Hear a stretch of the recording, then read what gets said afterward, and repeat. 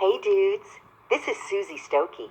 I played Sandy in The Power, and you are listening to Tommy Throwback Kovac on Splat from the Past. And you know what? Tommy's Catholic. He picks his belly button for Lent.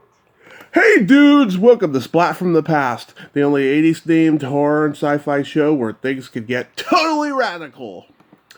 Now today, I will be welcoming Bill Weeden. Bill, of course, played the bad guy in the Troma classic Sergeant Kabukiman, N.Y.P.D. He was also in Citizen Toxie, The Toxic Avenger 4, and he's had a lot of small parts in different movies, and he has a background in writing comedy. And I'm going to find out about all that stuff today, and I can't wait. I don't get to talk to Troma legends very often. I think a lot of people are afraid to be associated with the franchise. I don't know, but I was able to find Bill, and it's going to be great to talk to him. So yeah, here is my interview with Bill Weeden.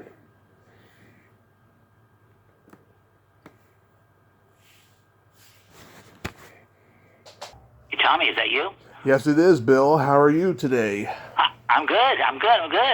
Good to hear from you. Well, welcome to the show. This is a great honor. Thank you for taking the time today. Thanks a lot. No problem. I love doing this kind of thing. Awesome. So, going back in time, did you gravitate toward acting early on in your childhood? You know, I always wanted to be an actor, but from the moment I started to talk, I had this really bad stutter. I couldn't get sentences out. It was really bad. It was very debilitating. So I gave up my dream of being an actor, and I became a writer instead. And I was very good at music. I was a good composer, and I started writing music and started writing comedy later. And I started writing songs in prep school, then college. Then came to New York and became a songwriter, mainly comedy songs. And then I wrote with somebody else that I'd met in school, and we continued to write through college, and then came to New York. And then somebody asked us to do a performance of our songs at a cabaret. And I was scared because I still stuttered at that point. But I did it, and we got really good reviews and got a manager. Happened to be Woody Allen's manager, so that was pretty hot. Yeah. And then from there on, I performed for a long time, at the piano and singing and comedy. But then, in the late '80s, I decided I wanted to finally become an actor, which I always wanted to do. And I answered this casting notice that I saw, and it was for Sergeant Kabukiman, N.Y.P.D. Which is the Troma movie that you probably know. Oh yes, of course. I'm sure you do. And when I saw the casting notice, I thought, this sounds like a Troma movie. They didn't say it was Troma. They were very mysterious about what it was, but they described it. You know what? And I thought to myself, this sounds like Troma. And I loved Troma already because I'd seen Toxic Avenger and went crazy for it. I love it. So I said, I'm gonna submit for this part, and I did, and I got it. Wow. And that was really how I became an actor. So I owe my career to Lloyd Kaufman and his wife Pat, who actually was instrumental in my getting the role too. So that's how I became. That's really how I became an actor. I was a performer before that, and a pretty good one actually. We had my partners and I. We added a third partner along the way, and we became quite successful in a certain field. But I always wanted to be an actor, and finally became one. So that's what happened. Wow. So when you were performing, so were you? This was like the '60s, right, in New York? I got out of college in '62. I'm dating myself. I just turned 80, man. I turned 80 in August. Happy birthday! Like that. Just amazing. This in my head. This wasn't supposed to be what you were supposed to be doing at 80 years old. You were retired and whatever, or dead, or whatever. I know it doesn't seem real, but it's great. I'll take it. If this is 80, I'll take it. Please. Yeah. What happened was I got out of college and started writing these songs, and then ultimately in the very, very early '70s began performing them, and then performed basically for almost 20 years without doing straight acting, and then became a straight actor in the very late '80s. We actually filmed Kabukiman in '89. Yeah. It wasn't really released until '93, but for all sorts of reasons, which I'm sure Lloyd Kaufman could cite you chapter and verse about. But it was a long process and very frustrating. But it took about 4 years for the movie to get released. But it's a really fun movie, as I think you probably agree. Mm-hmm, I do. It's very funny. Yeah. It was great fun to do, of course. And I've done a lot, and since then I've been acting a lot. In fact, I've done a lot of work on stage and screen and some TV and internet and a lot of stuff. Yeah. I was reading that you have a background in writing comedy as well. How did that start for you? Well, that was how it began. I started to write funny songs with my partner, and they were performed at cabarets in New York, and I started to write for celebrities.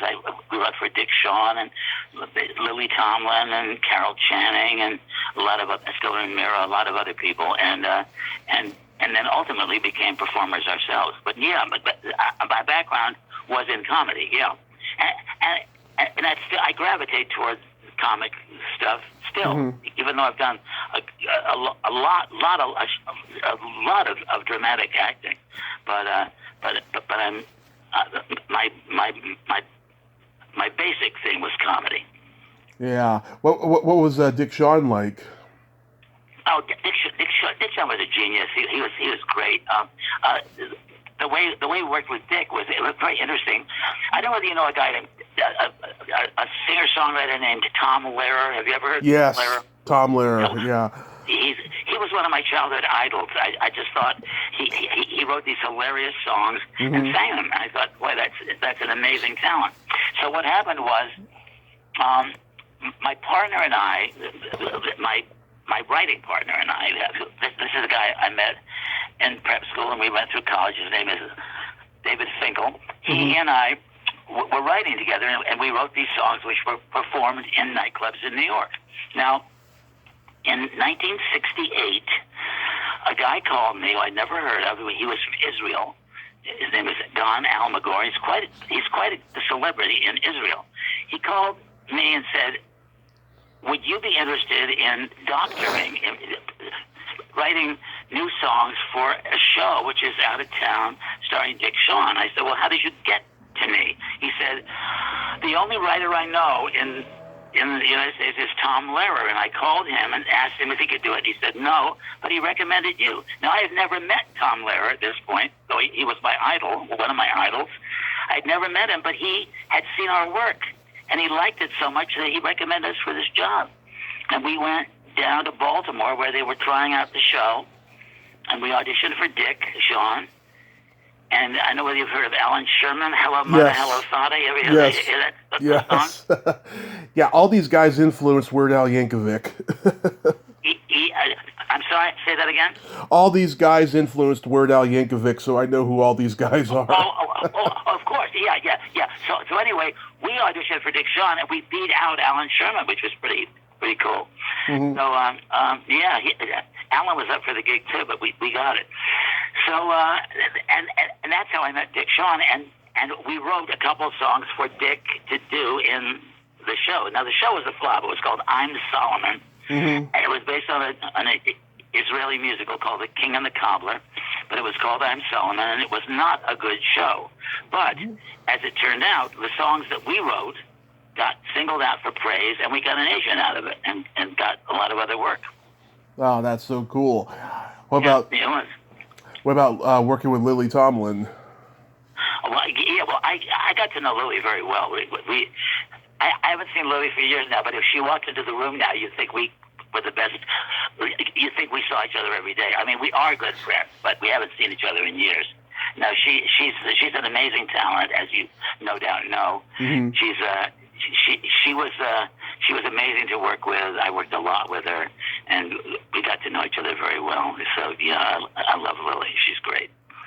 Yeah, and of course we've recently lost Carol Channing. Yeah, she passed away. I don't know, a couple of years ago now, but we worked with her. I'm trying to think how we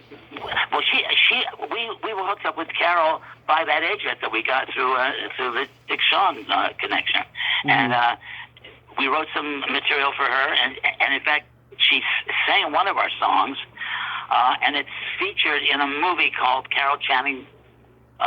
The one and not the one, Carol Channing Live or something. There's a documentary about Carol, and the song is in there. So that's pretty cool too. Yeah. And of course, we recently lost Jerry Stiller. He was so talented. Yeah, well, Jerry was a very good friend of mine, and his wife Ann, and of course they're the parents of Ben Stiller. Yeah. and Amy Stiller, his sister, who's also very talented. So I got to know Ann and Jerry Stiller very well, and of course we lost both of them, but they were amazing. I mean, I've met some incredible people in this business, incredible, and keep meeting them. I keep meeting them. We made them. I made a movie. I made a couple of movies recently, which I met some incredible people with. There's a movie coming out right now called Psycho Ape. Have you heard of Psycho Ape? No, not yet. It's coming out. It's being released very soon. It's getting some great notice on the internet. It's called Psycho Ape. It's about a killer monkey that escapes from the Detroit Zoo, and I'm a zookeeper. It's a takeoff on Halloween. Nice. Oh, that sounds pretty funny. A very funny movie, and very bloody, very gory, very horrific, but in a very, very funny way. It's really, really good. That's good. And there's another movie coming out soon called, or it's coming out as soon as they can finish it. They have to wait until COVID sort of peaks before it gets rid of, before they can finish the scenes. It's called The Once and Future Smash, and that's directed by Michael J. Epstein and Sophia Cassiola. Do you know them by any chance? No, not personally.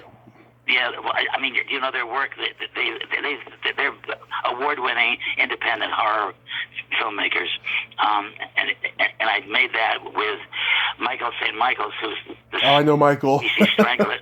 The Greasy Strangler, you know that movie? Yeah, I know Michael. Yeah, he's been on the show.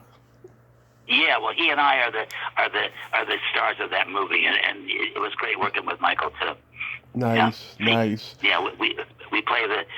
we play these two competitive guys, and we're at each other's throats, but then I think we sort of make it up by the end of the movie.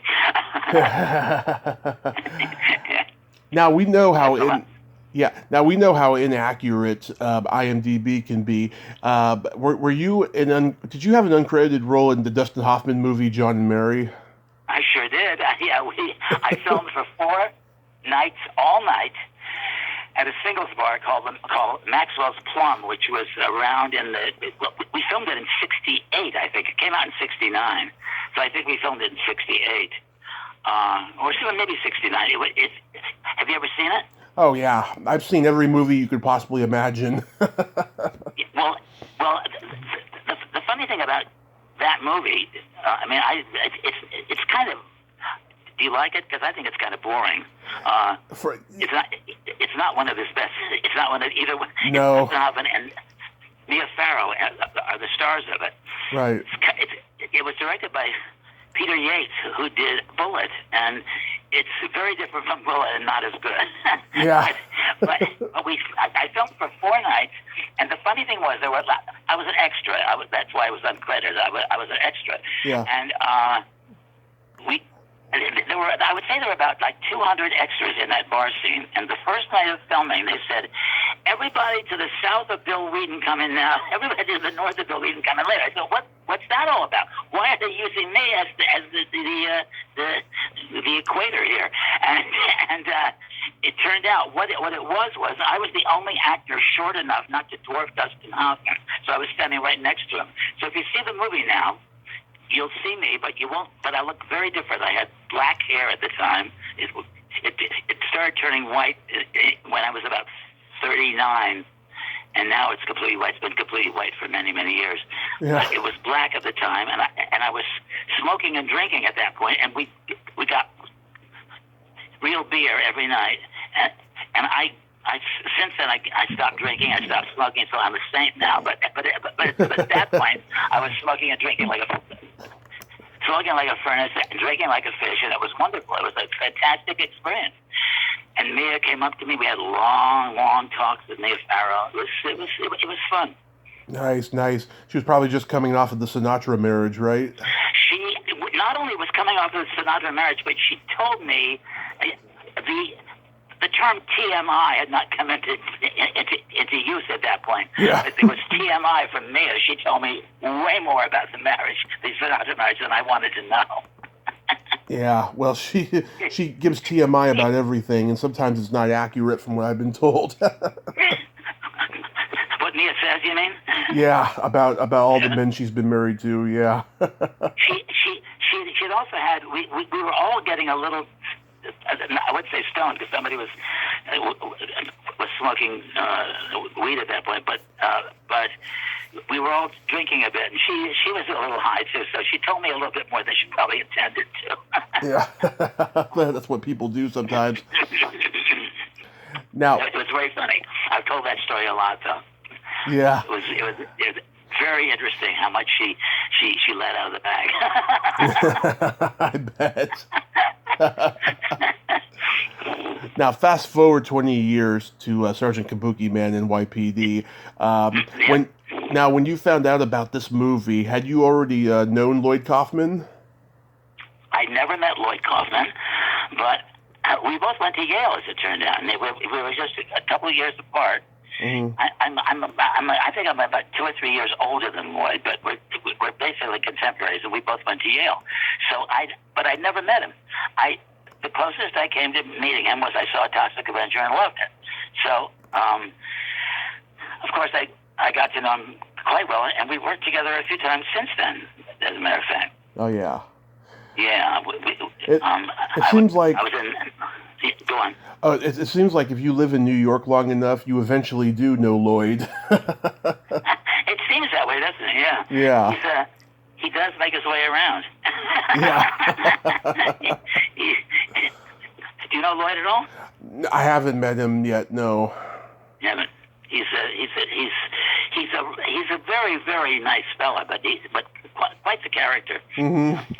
Yeah. I know. I mean, look at the movies. It's fun to know one. So I know I'm kind of a character myself. So I appreciate Lloyd's sense of humor and his. And I love his wife. She's great. She's amazing. Pat Kaufman. Mm-hmm. Kaufman. I keep saying Kaufman. It's Kaufman, actually. Yeah, everyone says either way.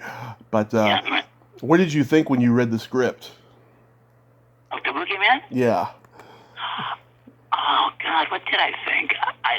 I really enjoyed it. I mean, I thought it was basically what I expected. I mean, you're not expecting great literature when you read a Troma script, but I thought what I remember thinking was that it was a character that definitely had potential to be played interestingly, and as Lloyd says on the alternate soundtrack of the movie, he says, Bill wrote a lot of his own dialogue, and I did.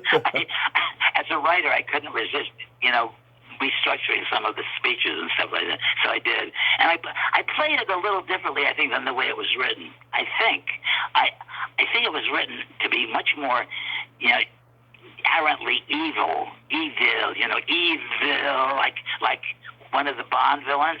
Mm-hmm. Yeah. I think it was written to be more like that, and I played it like, as I recall, I took the tack that he's a corporate animal who obviously had to have some ability to make his way through the corporate jungle, and you couldn't do that just by being obviously evil. So he had to have some surfacey charm thing going on, So I tried to play that in certain scenes, but basically I got into the evil very, very fast. It was a lot of fun. That part was a lot of fun. And what was I going to say? I forget. Keep asking me questions, I'll remember it. The guy who played him, Rick Gianassi. Oh, I know. I know what I was going to say. What? Even then, in 1989, the character was based on Donald Trump, and that's the truth. Yeah. He was based on Donald Trump, and it's like, wow, you know? Yeah. Incredible. Yeah. Rick Gianassi, who played Sergeant Kabukiman, whatever happened to him? You know, I'd love to know. Rick is a really nice guy. I really liked him, and I think he gave up the business. Mm-hmm. He owned a restaurant around that time, and his girlfriend at the time, who is in the first scene of Kabukiman, she was killed in a car crash, and I don't know what happened. I think it was a car crash. I think, as I recall, and I don't know what happened to him after that. I think he moved to the West Coast. And they tried to get him to be to do things for Troma, but I don't think he's done anything. And I've lost touch with him completely. Oh. I don't know what's happened to him, but I know I'm positive he gave up the business. That's so, sad. Yeah, that's really sad. I mean, there's a lot of people who are ashamed to be associated with the Troma franchise. You know, like a lot of the Toxic Avenger people, except for Mark Torgl. But yeah, I mean, God. They're ashamed to be. They're ashamed to be part of it. Like who? I mean, you don't need to tell me if you don't want to. But no. I mean, I'm assuming they're ashamed of it because they haven't been out there, you know, doing tributes or anything. Yeah, right. I'm assuming it. But Kevin Costner was in. Yeah, I know which one you're talking about. Yeah. Beach Party, and it wasn't Beach Party. It was. I'll look it up. Something Beach USA or something like that. Yeah. Yeah. A very early Troma movie. Yeah. Yeah. And this one was PG-13, whereas most Troma films are rated R. Do you know if anything happened to achieve the PG-13? If anything got cut? I know. Well, see, it's a very interesting history. I know this much, that Brandon Tartikoff, does that name ring a bell to you? Yes, from NBC. Yeah, he used to be an exec at NBC. He's deceased now. But what happened was Brandon Tartikoff had wanted to make Kabukiman into a mainstream film. And so what happened was they made the movie sort of a hybrid of a Disney-fied movie and a Troma movie. And it never achieved one or the other. So what you find with that movie is it's kind of in the middle somewhere. It's not as hardcore as a lot of Troma, and it's not as PG as Disney. Are you sure it's a PG-13 rated movie? Because I thought it was R. I thought it was R finally because of some of the stuff that happened. Like it's PG-13. Where I know that Susan Byan gets nude above the waist. I'm sure that wouldn't be PG-13. It is PG-13. I looked it up. Wow, that's amazing. Because there are a couple of scenes that I think are pretty. They're not hardcore, but they're pretty softcore. Yeah. The Kevin Costner movie was Sizzle Beach, USA. You're right. Sizzle Beach, USA. I know something about a beach and that was USA. Sizzle, right? Yeah. that's very funny. So Kabukiman is PG-13. That's very weird. I didn't know that. Yeah. Did you have fun playing a bad guy? Oh yeah. I played a lot of bad guys, but I do. I think bad guys are usually more interesting to play than good guys. But you know, but I played good guys too. I have a look that's I guess flexible. On 4 occasions, I've played child molesters, and that's so ridiculous because I am such a pussycat. I am such a pussycat. Yeah. But I played 4 child molesters. That's just insane. It is. Do you know if they ever tried to make a sequel to Sergeant Kabukiman?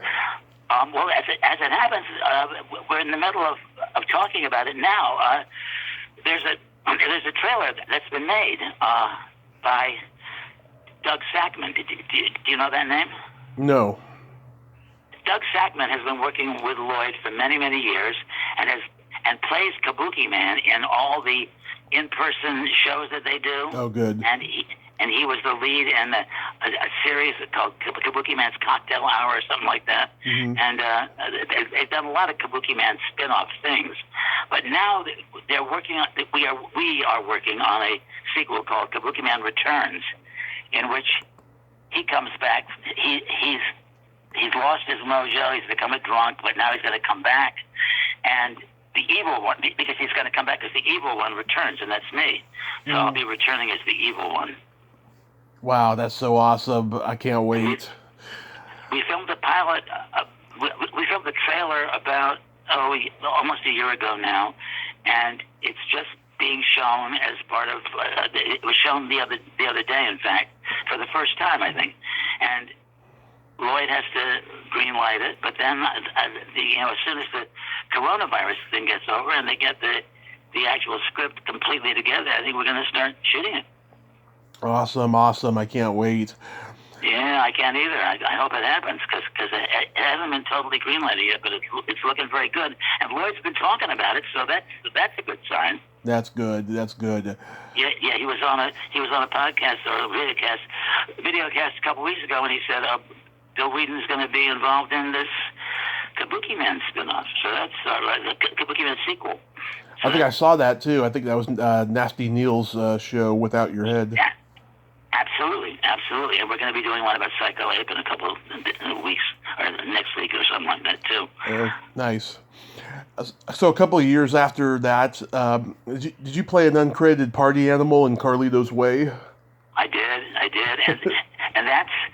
I haven't done that much extra work at all because I don't really like doing extra work and I don't have to do it, so I haven't done that much. But that was one I did, and that's the one I'm really, really, really glad I did because it's the one that's the most fun. You know the movie? Oh, like I said, I've seen every movie you can possibly imagine. Of course you've seen it. You've seen every movie ever made. But here's the story. You know the movie. So there's a garden party that Sean Penn gives. Sean Penn, yeah. He gives a big garden party at his house, right? Right. And it's a big, long Brian Obama kind of tracking shot, which goes all the way down the hill and ends up with Pacino at the bottom of the hill. Do you remember the shot I'm talking about? Yes. Well, the very first thing you see is people are doing coke, and I come up and I'm dancing into view, and then I dance with Sean Penn's mistress, the African American woman. We dance around the floor. Yeah. Then it leaves me. But people who see the movie who don't know I'm in it say, "I didn't know you were in Carlito's Way," because they recognize me. So I like that. Yeah. Now that I've described it to you, the next time you see it, you'll know that that's me. Yeah. And you also played a abortion doctor in Citizen Toxie. And Citizen Toxie, have you seen Citizen Toxie? Yes. Of course you have. You've seen every movie ever made. But so that seems funny. I'm trying to abort Kabukiman's child, actually. As it turns out. So Kabukiman has I forget how it happens, but there's a baby, and it's Kabukiman's baby, and I'm there with Lisa Gay, who's a Troma regular. Yeah. She's my assistant, and I'm trying to abort the baby, and she's left the speculum out on the table, and Kabukiman's baby is so strong, it kicks me across the room. I fall on the speculum, it tears my butt apart, my intestines fall out, and I fall dead on the stairs. And the receptionist says, "I'm sorry, he just died of the doctor just died of intestinal hemorrhaging. Would you like his voicemail?" I think that's one of the funniest lines. Yeah. I love those movies. Very funny. Very funny. I love it. Now you mentioned those newer movies earlier. Is that the only stuff that you have? I know because I know we're in COVID right now. Yeah, well, I'm going to be doing a play as soon as we get as soon as the coronavirus ends. Nice. Because I went to Korea last fall and did a show there, which is a wonderful play by a friend of mine who's also a wonderful playwright named Nick DeSimone, and he was in it with me and another woman named Melissa Roth. And we did the show there. Nick has since then he's expanded it, and we're going to do the expanded version as soon as we can. So that's coming up, and then this other movie, The One Two Future Smash, and of course I did a cameo in the newest Troma movie called Shakespeare Shitstorm. You've heard of that? No, but that's a funny name. Shakespeare Shitstorm is based on The Tempest by Shakespeare. Oh my God. And I just do one scene. It's a cameo. I'm singing the Kabukiman theme song. Sergeant Kabukiman, N.Y.P.D, it's your destiny. Shit. That sounds like it's going to be funny. It's going to be interesting. Oh, yeah, you should see it. I haven't seen it yet myself. It just came out. Oh, that is hilarious. Any Troma stuff, too, besides Sergeant Kabukiman's sequel? Not me, no. I haven't done that much Troma stuff. I found myself, I don't need to. I've become, I still can't believe it, but I'm kind of a Troma legend without having done a lot of Troma stuff because of Kabukiman. It's such a popular item. You know, it's such a popular movie. Mm-hmm. It's a very popular movie, yeah. Yeah.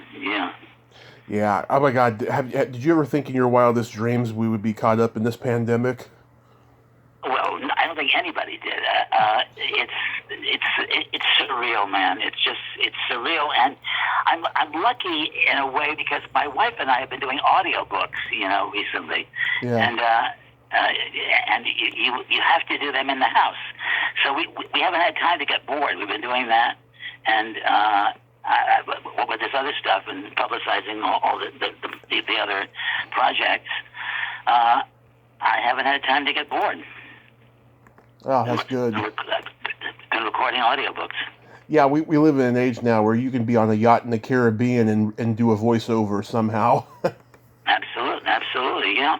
So that's the saving grace, about it. But I'm not happy in not being able to live my life the way I like to live it. At the moment, we're in Woodstock, New York. We have a house in Woodstock. And we've been here since the 1st of August. We spent 4 months before that pretty much holed up in our apartment in New York. But people would say, "Oh, why don't you get out more? Don't you want to take a walk in the park?" I say, no. You know what? My survival instinct is way stronger than my need to take a walk in the park. so I didn't want to go out there and take a chance.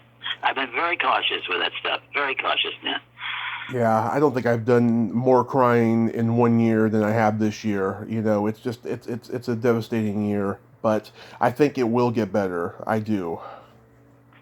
You've been crying, you say? Yeah, because it's just been. Well, good for you because it's good to let that out. It's really good to let it out. I'm glad to hear that because a lot of people just bottle it all up. It is. Have you lost friends? I've been I did have a friend die of cancer this past summer, but other than that, no one has died of COVID, that I know. Died of COVID. Same here. Yeah. Thank God, I'm knocking wood as I speak. I mean, it's a high number that they have of people who died of COVID, but that's not the whole world. I mean, there's more people in the world than that number, and fortunately, it's going to get under control. Right. Are you going to? Is this whole interview going to be on your? What's that? It's a podcast, right? Yes, this is my podcast, Splat from the Past.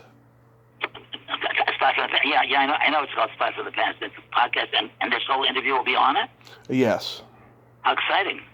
Yes. Bill, thank you so much for coming on today. Oh yeah. When will that be on the? Oh, I generally upload as soon as we're done. Oh, so it'll go on pretty much immediately, right? Yes. Wow. How do I access it? I just Google. Yeah, I'll send it to you, but it's on YouTube. You just type in Splat from the Past, and it's right there. Fantastic. Yes. Well, Bill, thank you so much for coming on today. My pleasure, Tommy. Now I'll have to listen. I'll continue listening to the podcast after my episode is over.